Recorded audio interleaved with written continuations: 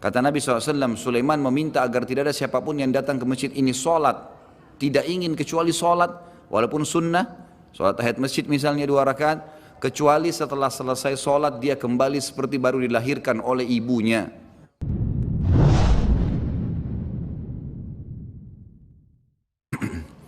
Namun sebelumnya saya ingin berbagi pengalaman saya 2 minggu yang lalu, jemaah sekalian. Alhamdulillah Allah mudahkan kami mengadakan perjalanan umroh dan baru pertama kali saya menginjakkan kaki ke Masjid Aqsa.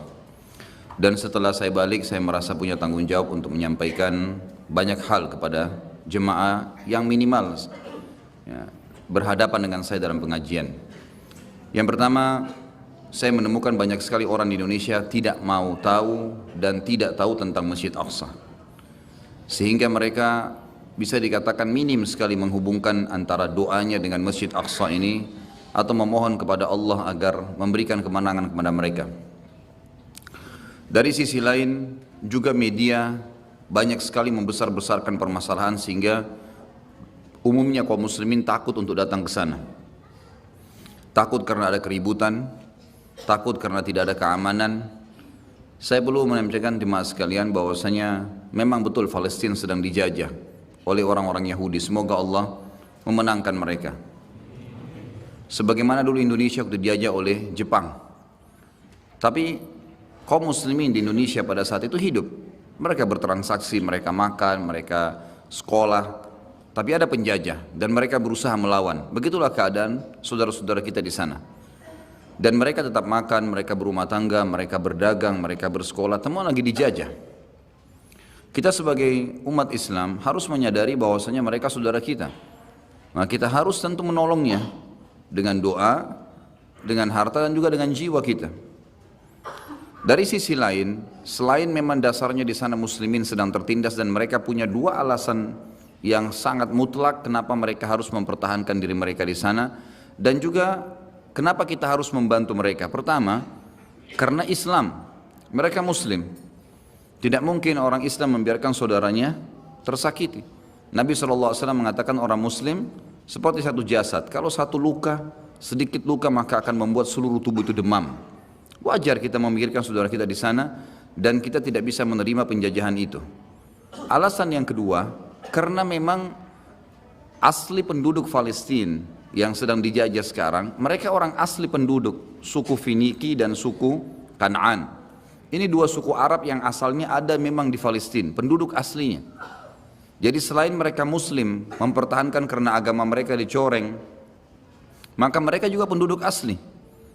Orang-orang Yahudi yang datang, itu tiba di Palestina pertama kali pada saat memang Musa alaihissalam keluar dari Mesir, selamat dari Fir'aun lalu masuki Palestina. Itu pertama kali orang Yahudi menginjakkan kakinya di Palestina. Jadi sebelumnya sudah ada 2 suku asli turunan Arab yang dulunya beragama Kristen.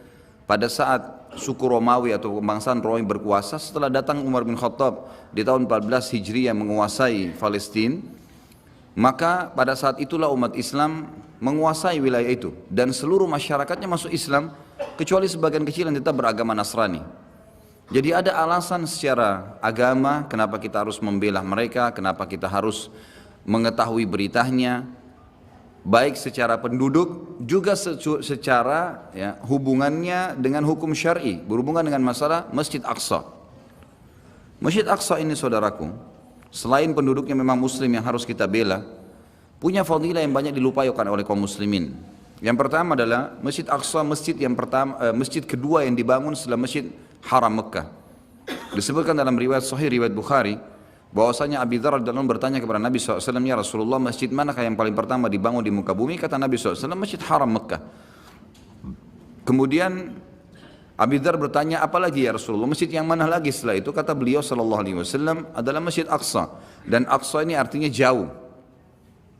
Disebutkan dalam surah Isra, Allah berfirman di ayat pertama, A'udzubillahi minasyaitonirrajim, Subhanalladzi asra bi 'abdihi lailan minal masjidil haram ilal masjidil aqsa alladzi barakna haulah. Maha suci Allah yang telah memperjalankan hambanya Muhammad sallallahu alaihi wasallam dari Masjid Haram Mekah ke Masjid Aqsa, masjid yang sangat jauh. Karena pada saat itu jaraknya antara Masjid Haram dan Masjid Aqsa kalau menunggangi kuda tercepat sebulan. Jadi sangat jauh yang telah kami berkahi di sekitarnya. Baik, yang kita ini titik beratkan di sini teman-teman sekalian, Abi Dzar berkata, kata Nabi SAW, Masjid Aqsa masjid yang kedua. Kata Abi Dzar, berapa tahun antara keduanya? Kata Nabi SAW, 40 tahun. Artinya dia masjid yang kedua. Hadis yang kedua menyebutkan tentang fadilah Masjid Aqsa adalah hadis yang masyhur, yang sahih, di mana Nabi SAW juga riwayat Bukhari bersabda, tidak boleh orang mengunjungi masjid secara khusus kecuali 3 masjid. Masjid Haram Mekah, masjidku ini di Madinah, masjid Nabi SAW, dan juga Masjid Aqsa. Jadi masuk di dalamnya Masjid Aqsa ini. Juga dalam hadis berhubungan dengan masalah itikaf, kata Nabi SAW, itikaf yang paling afdal ada di 3 masjid. Di masjidku ini, di Masjid Mekah, yang ada Ka'bah, dan Masjid Ilya atau Masjid Aqsa. Fadilah yang lain adalah hadis Nabi SAW yang berbunyi, Abi Dzar berkata, kami telah berselisih, kami sedang berdiskusi di antara sahabat-sahabat Nabi di masjid Nabi SAW di Madinah, lalu kami berkata satu sama yang lain, mana yang lebih afdal ya, solat di masjid ini atau solat di Masjid Aqsa? Maka Nabi SAW keluar lalu berkata, solat di masjidku ini 4 kali lipat dibandingkan Masjid Aqsa. Hadis ini berarti menjelaskan Masjid Aqsa 250 kali lipat dibandingkan tempat lain, karena Masjid Nabawi 1000. Lalu kata Nabi SAW, tapi ketahuilah sebaik-baik tempat sholat adalah Masjid Aqsa. Sebaik-baik tempat sholat adalah Masjid Aqsa. Dan akan datang nanti satu waktu, ini seakan-akan Nabi SAW menceritakan tentang keadaan sekarang. Seseorang yang tinggal di sana tidak memiliki tanah lagi kecuali senilai dengan tali sendal mereka. Tali sendal mereka. Dan mereka tetap mempertahankannya karena ingin melihat Baitul Maqdis. Seperti menceritakan tentang keadaan muslimin sekarang. Lalu kata Nabi SAW, ketahuilah tanah sekecil itu pun di masjid di sekitar Baitul Maqdis, sekitar Masjid Aqsa, senilai dengan tali sendal. Artinya sangat murah. Tali sepatu kalau kita beli sekarang anggap 10.000 rupiah. Senilai itu pun tanah kita milikin di sana karena ingin melihat Baitul Maqdis, kata Nabi SAW, lebih baik daripada dunia dan seluruh isinya. Ini fadilah yang jarang orang dengar, gitu kan? Mestinya tahu kalau di sana itu mempertahankan tanah sebersih seperti tali sendal saja sudah lebih daripada seluruh isinya. Ini sudah satu hal yang luar biasa. Hadits yang lain juga berbunyi, kata Nabi SAW, waktu ditanya oleh Maimunah radhiyallahu anha, istri Nabi SAW dari turunan Yahudi Quraidah, ada yang mengatakan, hamba sahaya Nabi SAW. Dia mengatakan, ya Rasulullah, beritahukan kepada kami tentang Baitul Maqdis. Kata Nabi SAW, sholatlah kalian semua ke sana. Karena sholat di sana sama dengan 1000 dibandingkan tempat lain. Hadis ini lebih kuat daripada tadi 250 kali lipat. Karena itu hadisnya hasan, ini hadisnya sahih. Berarti dari hadis ini, kata ulama hadis, menandakan kemungkinan besar Masjid Nabawi itu adalah 4000, bukan cuma 1000. Karena kalau kita berpegang juga pada hadis tadi, sholat di masjidku ini 4 kali lipat dibandingkan Masjid Ilya atau Masjid Aqsa, berarti menandakan dikuatkan dengan hadis yang kedua 1000 ini, di Masjid Aqsa berarti Masjid Nabawi 4000, atau memang dasarnya Masjid Aqsa dan Masjid Nabawi sama, 1000. Ringkas cerita dia punya fadilah, kata Nabi, karena sholat di dalamnya sama dengan 1000 dibandingkan tempat lain. Kata Maimunah radhiyallahu anha, lalu bagaimana dengan orang yang tidak mampu ya Rasulullah, tidak bisa ke sana? Kata Nabi SAW, dia minimal menyumbang minyak untuk menerangi Masjid Aqsa. Jadi orang zaman dulu pakai minyak untuk nyalakan api. Minimal menyumbang minyak, karena siapapun yang menerangi Aqsa sama pahalanya dengan sholat di dalamnya. Ini enggak ada di Masjid Haram, ada di Masjid Nabawi fadilahnya. Ada yang lebih agung lagi fadilah yang luar biasa, adalah hadis Nabi SAW yang berbunyi, dan ini hadis sahih. Kata Nabi SAW, pada saat Sulaiman alaihissalam selesai merenovasi Masjid Aqsa, karena yang bangun kakek kesekiannya Ibrahim alaihissalam, datang keturunannya yang keberapa, kemudian Sulaiman, namanya Sulaiman, Nabi Sulaiman alaihissalam, beliau membangun Masjid Aqsa, dan beliau berkata, kata Nabi SAW, setelah Sulaiman membangun Masjid Aqsa, beliau meminta 3 hal. Yang pertama, minta agar seluruh hukum yang dia terapkan di masyarakatnya sesuai dengan hukum Allah. Dan Allah telah memberinya. Jadi walaupun wahyu belum turun, Sulaiman mengambil sebuah keputusan, berarti itu sudah hukumnya Allah. Dan Allah mengijabah itu. Yang kedua, dia meminta agar kerajaan diberikan tidak layak untuk orang sesudahnya. Dan Allah juga sudah memberikan. Dan ini yang ketiga fadilah yang banyak muslimin tidak tahu. Kata Nabi SAW, dan Sulaiman meminta kepada Allah agar tidak ada orang yang datang sholat di masjid ini, Aqsa. Dan ini tidak dimiliki oleh Masjid Haram Mekah, tidak dimiliki oleh Masjid Nabawi di Madinah. Kata Nabi SAW, Sulaiman meminta agar tidak ada siapapun yang datang ke masjid ini sholat, tidak ingin kecuali sholat, walaupun sunnah, sholat tahiyat masjid misalnya 2 rakaat, kecuali setelah selesai sholat dia kembali seperti baru dilahirkan oleh ibunya, bersih dari dosa. Dan kita tahu fadilah ini hanya didapat pada saat orang sedang haji. Kata Nabi SAW, siapa yang haji tidak rafath, mengucapkan kata-kata syahwat pada bukan pasangan halalnya, fusuk, menyentuh secara fisik, dan juga jidal, berdebat-debat di haji, maka dia pulang seperti baru dilahirkan oleh ibunya. Tapi Masjid Aqsa, saudaraku, kita sholat di sana sama dengan, ya, 1 kali sholat dibersihkan dosa seperti baru dilahirkan oleh ibu. Ini satu hal yang luar biasa. Jadi kalau ada kesempatan, kunjungin. Masalah kasuistik, saya bilang sama jemaah saya kemarin sekitar 33 orang, sama saya 34. Masalah kasuistik, ada orang menganggap nanti di sana berbahaya. Buktinya kita masuk gak ada masalah. Artinya memang ada lagi dijajah. Tapi turis kalau masuk tidak dipermasalahkan. Dan kami bisa sholat di Masjid Aqsa. Betul dijajah, betul memang Masjid Aqsa itu pintu gerbangnya dijaga oleh tentara Israel. Tapi mereka tidak berani nahan orang yang datang sholat. Dan di bagian dalam pintu gerbang Masjid Aqsa dijaga oleh polisi Palestina. Dan mereka tidak mengizinkan orang Yahudi satupun masuk ke dalam. Informasi bahwasanya orang Yahudi mau meruntuhkan Masjid Aqsa itu tidak benar. Itu tidak mungkin. Karena mereka sendiri menghormati Masjid Aqsa karena mereka anggap yang bangun Ibrahim alaihissalam, kakek mereka juga. Jadi itu nggak benar, gitu kan? Bahkan ada salah satu sisi tembok Masjid Aqsa yang luasnya sekitar 1,4 hektar, luas sekali. Itu ada satu dindingnya, di situ dijadikan sebagai tembok peratapan oleh orang-orang Yahudi. Tiap hari mereka datang menangis. Ya, menangis mengeluh di tembok itu, kebodohan tentunya, tapi ini terjadi. Jadi mereka bukan merubuhkan, malah mereka mensucikan tempat itu. Mereka mensucikan, dan berapa kali orang Yahudi berusaha masuk, tapi selalu tertahan, gitu kan? Dari sisi lain, pada saat kita masuk, kita bisa sholat di sana mendapatkan fadilahnya, kita bisa bertemu dengan saudara kita Muslim, dan pada saat kami datang luar biasa mereka menyambut dengan sangat hangat. Imam masjidnya Syekh Yusuf menyambut kami. Dan sempat kami diajak ke madrasahnya, diterangkan tentang kegiatannya. Kemudian juga ada banyak kaum muslimin yang sedang sholat, bertemu pada saat berpapasan, ditanya dari mana. Itu pada saat dia tahu kita dari luar, dipeluk dengan beliau mengatakan, kedatangan anda saja di sini sudah cukup buat kami. Ini sudah sebuah motivasi yang luar biasa, karena Yahudi nggak mau kita masuk ke sana banyak-banyak. Kalau orang banyak yang masuk, maka makin banyak, makin menguatkan jiwanya kaum muslimin. Kedatangan saja. Dan ternyata saudara kita dari Turki yang sangat paham ini. Turki sekarang membuka penerbangan 1 minggu bisa 3 pesawat. Berarti 1.000 orang muslim Turki masuk ke Aqsa setiap minggunya. Dan waktu ditanya oleh orang kita, orang Indonesia yang masuk cuma 40-50 orang sekali datang. Ini kenapa kalian datang ke sini? Mereka bilang kami tidak mau kehilangan masjid ini. Jadi makin banyak muslimin datang, makin menguatkan jiwa mereka. Satu sisi lagi, kan gitu. Jadi sisi yang pertama kita sholat di sana fadilahnya besar. Sisi yang lain kita mengunjungi saudara kita muslim yang sedang tertindas. Sisi yang lain kita bisa mendapatkan fadilah menyumbang.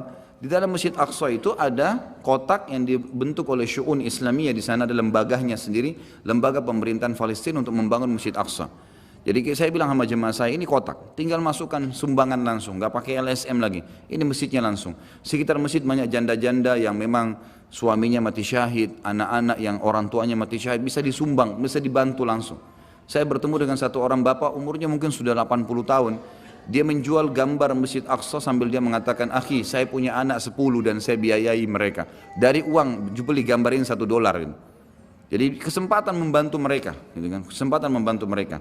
Sisi yang lain lagi, bisa kita niatkan untuk ribat. Ribat ini, dalam hadis sahih riwayat Imam Muslim, kata Nabi SAW, ribatu yauman fisabilillah khairu minad dunya wa ma fiha. Ribat itu mengikat diri di perbatasan antara muslimin dengan orang-orang penjajah, orang kafir. Di medan jihad lah. Dan seluruh Palestina sekarang lokasinya sama. Seluruh Palestina sekarang medan jihad, seluruhnya. Tidak terkecuali, karena lagi dijajah, gitu kan. Maka dengan kita datang ke sana, kita bisa niat ribat.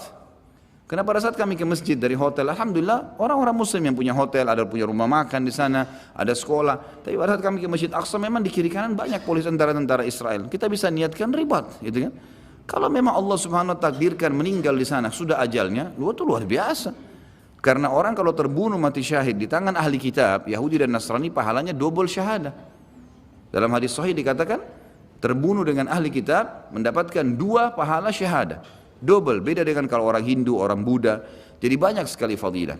Yang saya ingin bagi teman-teman sekalian, kalau Allah berikan kemudahan umrah, kemudian ada kelebihan rezeki ke sana, masuk dan jangan ragu. Dengan izin Allah tidak ada apa-apa, tapi kita minimal sekali seumur hidup bisa pernah menginjakkan kaki di sana dan bisa melihat apa yang telah Nabi SAW perintahkan kepada kita. Secara histori, kita juga mendapatkan banyak sekali pelajaran di situ. Di antaranya adalah pohon garqat yang Nabi SAW ucapkan. Nanti pada saat Dajjal terbunuh di tangan Isa, putra Maryam, maka seluruh pengikutnya dari Yahudi menyebar di wilayah Palestina.